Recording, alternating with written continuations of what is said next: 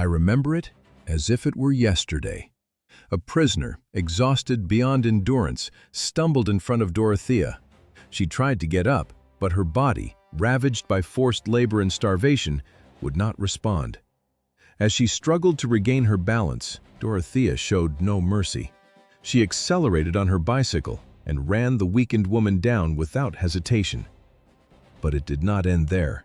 She called the dogs, animals trained to kill with the precision of machines, and immediately set them loose. Within seconds, they attacked, tearing the prisoner apart until she was dead. This is the testimony of a survivor of the Ravensbrück concentration camp. Her words offer only a small glimpse of the crimes committed by the woman regarded as the cruelest guard in the camp. Her name was Dorothea Theodora Binz, and today you will hear her story. Dorothea Theodora Binz was born on March 16, 1920, in Templin, a small German town whose outward appearance gave no hint of its future association with one of the darkest figures in world history. The daughter of an assistant forestry technician and a mother who managed a plant nursery and extensive farmland, Dorothea grew up in modest circumstances, but faced no serious financial hardship. Her family was middle class and lived simply, with life centered on hard work and the countryside. Little is known about her childhood or adolescence. What is known offers no clear sign that she would later become notorious for cruelty. There are no records of trauma or extreme behavior that might have foreshadowed her future involvement in the atrocities of the Nazi regime. Her life unfolded against a turbulent and dramatic historical backdrop. In the 1920s, Germany was still struggling with the devastating aftermath of the First World War. Defeat had inflicted profound economic and psychological damage, fostering widespread resentment and creating a dangerous political vacuum. Poverty, instability, and a sense of national humiliation fueled a volatile climate that extremist politicians would exploit. Amid this chaos, Adolf Hitler and the Nazi Party began to gain strength, culminating in their rise to power in 1933, when Dorothea was about to turn 13.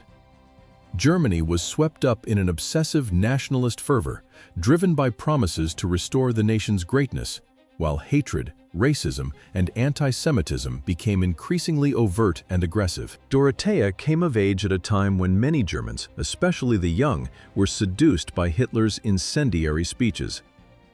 The Nazi regime promised a new order, a world of racial supremacy, ethnic purification, and territorial expansion. The idea of belonging to a strong, united nation, free from the humiliations imposed by defeat in war, was simply too powerful, too appealing to the German people. Like many of her generation, Dorothea may have been drawn to these promises of a glorious future without understanding, or without wanting to understand, the horrors that accompanied such ideologies. In 1939, with the Nazi regime firmly established and its policies of repression and violence expanding, Dorothea made a decision that would forever change her life and the history unfolding around her. At 19, she reported to an SS office and volunteered for work the regime considered honorable and necessary. The SS was the feared and brutal elite organization of the Nazi Party. This marked the beginning of her path to Ravensbrück, one of the most infamous concentration camps of the era. Built exclusively for women, construction of Ravensbrück began in 1939. There, far from the eyes of the world, Dorothea would play a role in the regime's atrocities, with devastating consequences for the thousands of women and children sent to the camp. Between October and November of 1939, Dorothea Theodora Binz received her first significant assignment, so to speak, at Ravensbrück concentration camp. She was tasked with guarding the wood mill, where 10 female prisoners were forced to work without respite in inhumane conditions. Although simple, this role marked the beginning of her rise through the camp hierarchy.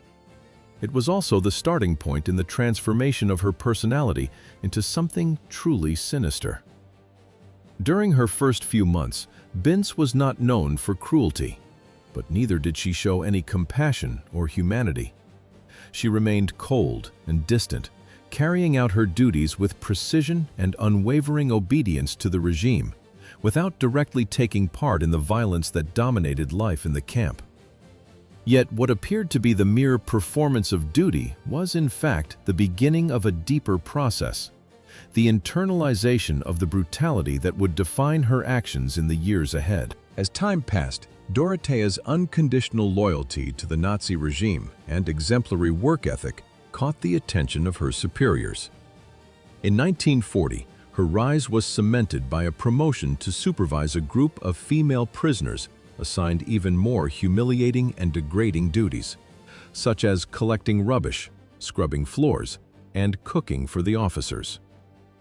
Although she had not yet become one of the camp's most feared figures, her rigid, authoritarian manner was already revealing the first signs of a personality that would not hesitate to wield power with cruelty. In her dealings with the prisoners, Dorothea began to forge a link between blind obedience and merciless punishment, a link that would grow stronger with time and experience. But it was in the summer of 1940 that Dorothea was given the opportunity to begin her true transformation. She was promoted to block leader, a position of considerable responsibility that gave her even greater authority over the female prisoners. Her impeccable work ethic and unquestioning obedience to the regime did not go unnoticed by the camp leadership, who quickly recognized her potential to become a ruthless commander. Dorothea's superior was now Maria Mandel, one of the most notorious and feared figures at Ravensbrück, whose brutality was almost legendary. Wielding absolute power over the prisoners, Mandel recognized Dorothea's potential and made her a favored protégé. Their relationship, defined by cruelty and a shared pleasure in inflicting suffering, was instrumental in turning Dorothea into one of the cruelest figures in the camp's history. Under Mandel's tutelage, Dorothea learned the most effective methods of torture and punishment. Before long, she became enthralled by the pain she inflicted on the prisoners. Her transformation was well underway, and her appetite for blood and suffering became an obsession that would only grow with time. It is difficult to know how much of Dorothea's transformation was the result of relentless indoctrination, or whether her psychopathic nature was simply waiting for the right moment to emerge. What is clear, however, is that under Maria Mandel's guidance, Dorothea became involved in increasingly brutal acts of torture. She was no mere spectator to the violence, but an active participant, administering savage beatings and taking pleasure in the cruel task of crushing any trace of humanity left in the prisoners. Many accounts suggest that Dorothea committed her first murder during this period, although the exact number of her victims has never been confirmed. What we do know is that the power to decide who would live and who would die seemed to fuel an insatiable hunger for human suffering. In February 1944, Dorothea rose to a new level of power within the Nazi hierarchy when she was promoted to chief overseer at Ravensbrück. The position gave her immense authority, making her one of the most feared and respected figures in the camp. After years of serving as an ordinary guard, she could finally shape the prisoners' daily lives and, more importantly, inflict her cruelty even more efficiently. The promotion was more than a reward for exemplary service.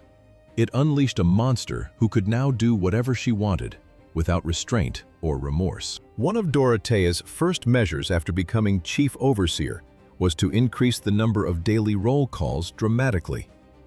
These were brutal routines in which prisoners were forced out of their barracks and made to line up in the central yard to ensure that no one had escaped.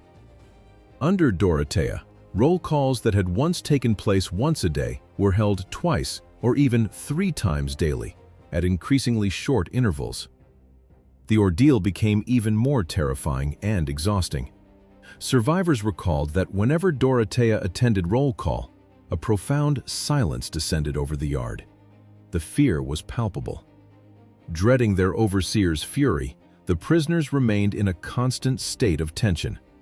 Any mistake, any improper movement, could result in merciless and often fatal punishment. The cruelty of Dorothea Theodora Binz. Under Dorothea Theodora Binz, the women imprisoned at Ravensbrück endured a daily routine of humiliation and indescribable suffering. During the seemingly endless roll calls, they were forbidden to speak, look at their fellow prisoners, or even sit down. They had to stand for hours in scorching heat or bitter cold, trapped in a constant state of anguish. The ordeal could last from 2 to 5 hours, and some women collapsed from exhaustion before their names were even called. Cruelest of all, the prisoners received no substantial food before these dreadful sessions. Their only sustenance was a little water. Breakfast was a luxury that did not exist in the camp. The concentration camp's meticulously and ruthlessly enforced routine paid no heed to the weather. Whether freezing winters or scorching heat threatened the prisoners' health was of no concern to the camp authorities. The women were forced to endure the most inhumane conditions. Even basic medical care was denied, and disease spread easily. Abysmal food and a complete lack of hygiene left the prisoners vulnerable to deadly illnesses such as typhus, tuberculosis, pneumonia, and dysentery. Thousands succumbed to these epidemics, while the rest were swept ever deeper into pain and suffering. During this period, Dorothea Theodora Binz was a terrifying presence. Immaculate in her uniform and carrying a whip, she patrolled the camp with a hunter's precision, always accompanied by German shepherds trained to attack on her command. Every movement, every mistake, however slight, became a pretext for further brutality. Binz fed on the fear and pain she spread wherever she went. The prisoners lived under constant threat of punishment for the slightest sign of resistance. An insolent glance, a complaint, or even a single misstep could mean death. There was no room for mercy. Dorothea relentlessly sought excuses to inflict suffering. Her authority over the prisoners was absolute, and the torture she orchestrated was as cruel as imaginable. Even when the prisoners had finished their forced labor in the armaments factories that directly supported the Nazi war machine, the punishment continued. At noon, Dorothea ordered that each woman be given a meager crust of bread, a stark symbol of the humiliation and contempt with which they were treated. Nothing illustrates Dorothea Binz's truly depraved nature more clearly than the testimony of Dagmar Hajkova, a Czech survivor of Ravensbrück. While on patrol, Binz noticed a prisoner who, in her view, was not working hard enough. With merciless composure, she approached the woman and slapped her with such force that the prisoner fell instantly to the ground. Still not satisfied, Dorothea seized an axe and struck the woman repeatedly until her lifeless body had been reduced to a bloody mass. Her cruelty knew no bounds. When she had finished, she simply wiped the blood from her boots with a piece of the murdered prisoner's skirt, as though carrying out an everyday chore. Showing neither remorse nor emotion, she walked away, mounted her bicycle, and rode back to her quarters as if nothing unusual had happened.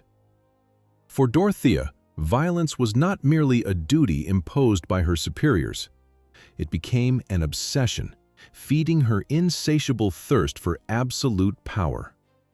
Pain and death were not simply methods of control, but a dark, macabre pleasure that shaped her identity. For Binz, the suffering of others was a means not only of punishment, but also of asserting her authority, something she used to strengthen herself and move ever further beyond any trace of humanity. At times, Dorothea's brutality reached even more shocking extremes. She left the killing of victims to her German shepherds, savage dogs trained solely to kill on her command. They were relentless animals, ferocious enough to overcome any resistance.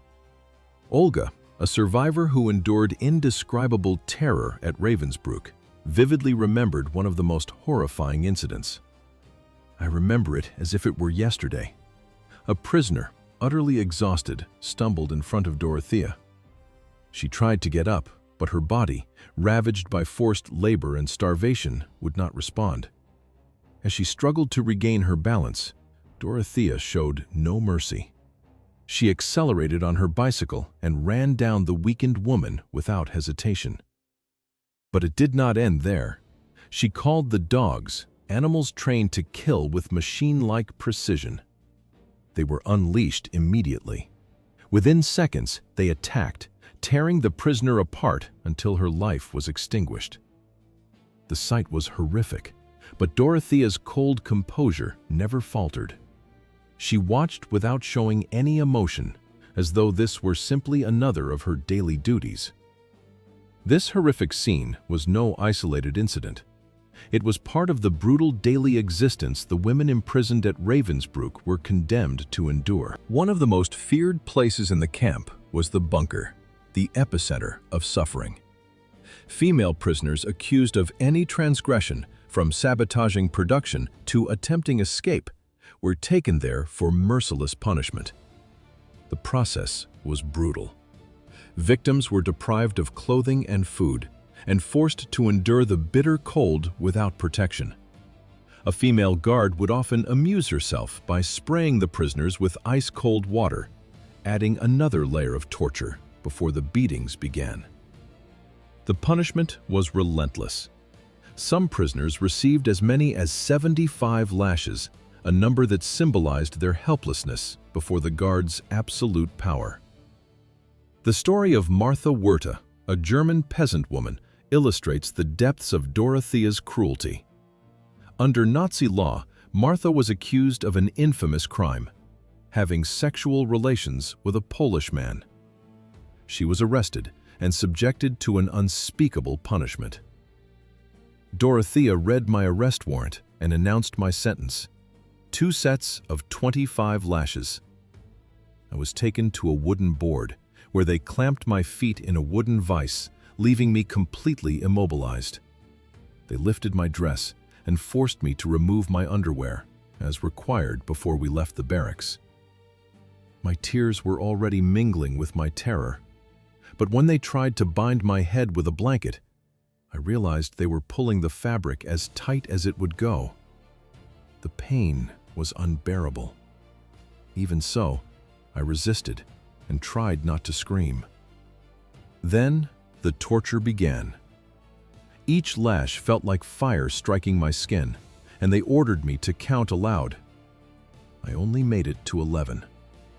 Every blow seemed to tear through my flesh, as though I were made of leather.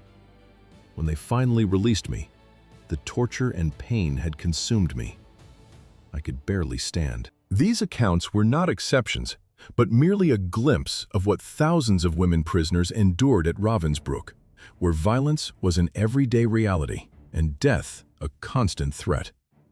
The systems surrounding them did more than dehumanize its victims. It fostered an insatiable appetite for cruelty. Among the guards, the women stood out for the ferocity of their actions.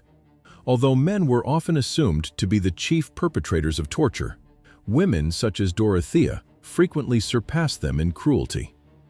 It is hard to believe, but they did not hesitate to inflict horrific punishments and seemed to take pleasure in the suffering of others. Their capacity to cause pain defied all human logic. The name Dorothea Theodora Binz became synonymous with unspeakable cruelty. Her merciless presence hung over the concentration camp like a specter of pain and death. Her calculated, relentless behavior made her one of the most feared and hated figures of all time. She not only performed her duties with machine-like precision, but reveled in the suffering she inflicted. Yet, as the layers of this monstrous figure were peeled back, something deeply disturbing emerged. Beneath her tyranny was a human side that seemed utterly unrecognizable. Astonishingly, Dorothea Binz, the woman who personified brutality, was capable of love, or at least of forming a bond with another human being. Her relationship with Edmund Browning, an SS member and assistant to Rudolf Höss, commandant of the infamous Auschwitz concentration camp, reveals a dark and contradictory side of her character. Like Dorothea, Browning was known for extreme violence and for taking sadistic pleasure in inflicting suffering. Together, they formed a deadly pair, perfectly matched in their cruelty and indifference. Their bond was defined by a shared depravity, with Browning often encouraging Dorothea's brutality. They were said to spend hours walking around the camp, watching prisoners being subjected to extreme violence. They did not see the women's suffering as a moral concern, but as a spectacle, something to be enjoyed and even celebrated. They laughed as they watched others suffer.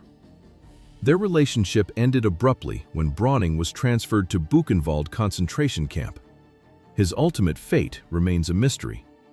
By the end of the Second World War, he had been reported missing, leaving behind only a faint memory of his presence in the darkest pages of Ravensbrück's history. Yet one episode reveals an even more disturbing side of Dorothea, contradicting the ruthless image she projected. At Christmas in 1944, when pain and suffering had become the prisoner's only constant, she allowed the adult women at Ravensbrück to hold a party for the girls under her command. The event was intended to offer the young prisoners a brief respite, a rare moment of humanity in a place where dehumanization was the norm. A stage was built, and a puppet show was prepared in the hope of bringing smiles, if only for a few minutes, to faces marked by suffering. The girls were given foods they had been denied for years, including sausages and jam. It was a disconcerting attempt to create some sense of normality amid the chaos. During the celebration, a choir made up of the imprisoned girls sang O Tannenbaum, one of Germany's best-known Christmas songs. But as they began to sing, the scene took an unexpected turn. Overwhelmed by all they had endured, the girls could not contain their emotions. Instead of continuing the festive song, they broke down in tears, unable to cope with the contrast between this fleeting moment of joy and the brutal reality around them. This simple yet deeply meaningful moment had a profound effect on Dorothea. When she saw the girls' tears, something unusual happened. A woman normally cold and distant, seemingly devoid of empathy, abruptly stood and left.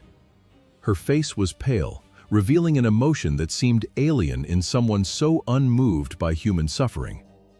What happened within her at that moment cannot be known with certainty.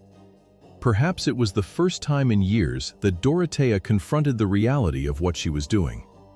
Did she feel something resembling guilt?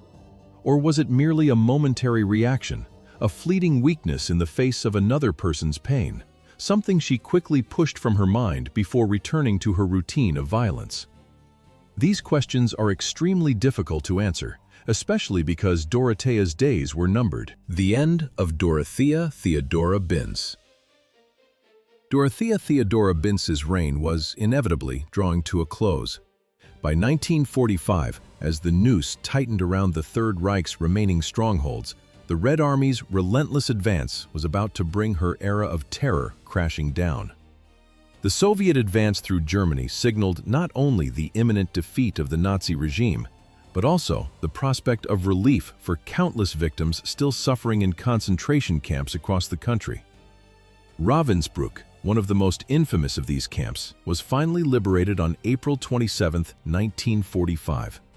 Soviet forces entered the camp, broke the Nazis' hold, and freed the women prisoners who had endured unspeakable horrors at the hands of guards such as Dorothea Binz. Curiously, Binz was no longer there when the camp was liberated.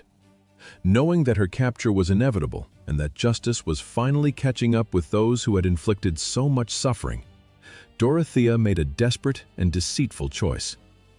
She discarded her uniform and tried to escape under a false identity, convinced that capture would mean the end for her. But her freedom was short-lived. 1 week after her escape, British forces identified her in Hamburg. The net was closing, and like many other members of the SS, she was taken to Recklinghausen prison. The trial that followed was among the most eagerly awaited and closely watched. From the 5th of December, 1946, to the 3rd of February, 1947, Dorothea Binz and other SS personnel from Ravensbrück stood trial for the horrific crimes they had committed. Witnesses and camp survivors were called to recount, in vivid and painful detail, the atrocities they had endured. Their testimony revealed the true extent of the cruelty. But the most disturbing moment came when Binz was called to answer for her actions. During the trial, a lawyer asked whether she believed the female prisoners preferred the harsh treatment she had imposed. Binz's reply was chilling, and it still echoes as one of the trial's most harrowing moments. "I think they prefer that to being deprived of their food or something like that." Her words reflected not only her indifference to the prisoner's suffering, but also her complete lack of remorse. Although she never admitted to personally committing murder, Binz confessed to beating the prisoners she considered most insolent with a ruler and slapping them. She claimed these actions were part of her duty to maintain order and discipline in the camp. The charges against her were clear: war crimes, including the torture, mistreatment, and murder of prisoners from Allied countries. The sentence was inevitable. Dorothea Theodora Binz and her accomplices were sentenced to death by hanging. But before justice could finally be carried out, Dorothea, perhaps seeking to escape her guilt or simply unable to face the fate awaiting her, attempted suicide just hours after her sentence was read. Using a sharp object, she cut her wrists in an attempt to escape what was to come. The guards watching her realized what was happening and intervened before it was too late. She received treatment and her life was saved, thwarting her final attempt to avoid facing justice. Dorothea Theodora Binz met her end on May 2, 1947, when she was executed at Hamelin Prison. That morning, she was taken to the gallows, where the British executioner Albert Pierrepoint was waiting, black hood at the ready, prepared to end the life of one of the most feared guards in history. The trapdoor opened, and her body dropped heavily, breaking her neck as the rope snapped taut. Dorothea's death was undoubtedly a macabre conclusion to a life marked by boundless cruelty.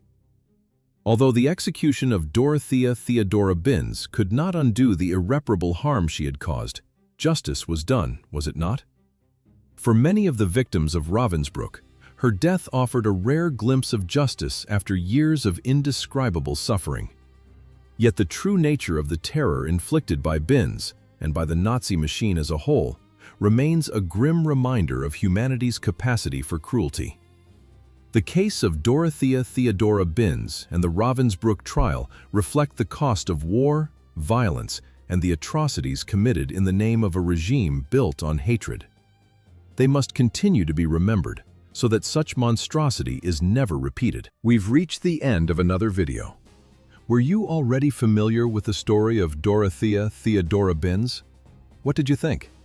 Don't forget to subscribe, enable notifications for future videos, and leave a like. And be sure to comment, "I want more stories," to encourage us to keep producing content like this. Now, watch the video appearing on your recommendation screen. Thank you for watching, and until next time.